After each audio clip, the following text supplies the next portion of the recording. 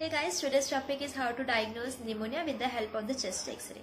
Before starting with this topic, I want you to understand some terms which will eventually help you to understand this whole topic in a more better way. So the term is consolidation. What do you mean by consolidation? So if the air sac, generally termed as alveoli, is similar to a balloon filled up with a gas.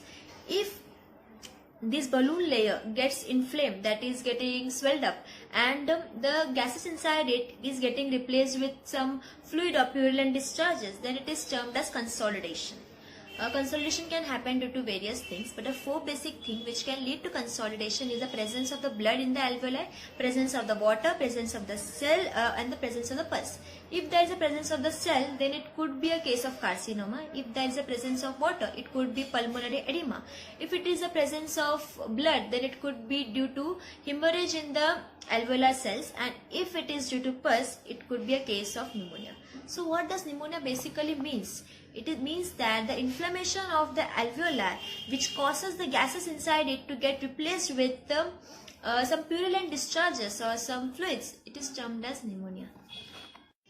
So these are the types of the pneumonia. It won't be possible to explain all of them, but I'll explain some of these which are the most common clinical pneumonia cases.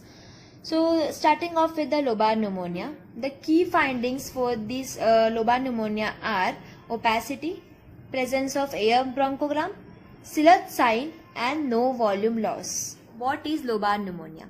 Lobar pneumonia means the infection is spread to a particular lobe or a part of a lobe. Now, beginning with the opacity. Wherever the pneumonia infection is spreading, you will see a white opaque patch. So, the image on the right side, you can see the infection is spread to a right upper lobe. So, this is a condition of the right upper lobar pneumonia. Now, second point, presence of the air bronchogram. Now, some of you might ask, what is the bronchogram? We all know normally the bronchioles carry the air to the alveoli. But in the case of pneumonia, the alveoli is already filled with some fluid. So, it will be seen as opaque structure in the chest X-ray. But the bronchioles is still holding the air. And that's why it will be seen as black markings. So, the presence of the air bronchogram means the opaque structure will have the black markings which denotes the bronchioles, and this presence of bronchogram, air bronchogram, shows that the case is of pneumonia. The third point is Sillett sign. Sillett sign means loss of the margin of the infected region with the surrounding structures. So, the image on the right side, you can see the right upper lobar pneumonia case. Here, the right lobe, we won't be able to differentiate it with the trachea or the heart region, because both the regions are the same density and both will be seen as a white structures, and we won't be able to differentiate the right lobe from the trachea or the heart. Similarly, for the right middle lobe pneumonia also. In this case, the right middle lobe pneumonia, we won't be able to differentiate this middle lobe from the right border of the heart. Similarly, right lower lobe pneumonia. In this case, we won't be able to differentiate the lower lobe from the right hemidiaphragm. So the fourth point is no volume loss. In pneumonia, there is no volume loss because the structure surrounding the infected region is intact and they doesn't shift towards the infected region or the opaque region.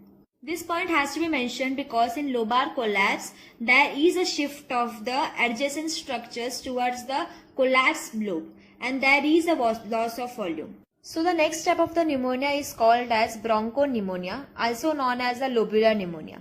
It is of two types, diffuse and multifocal. The image on the right side is of the bronchopneumonia case.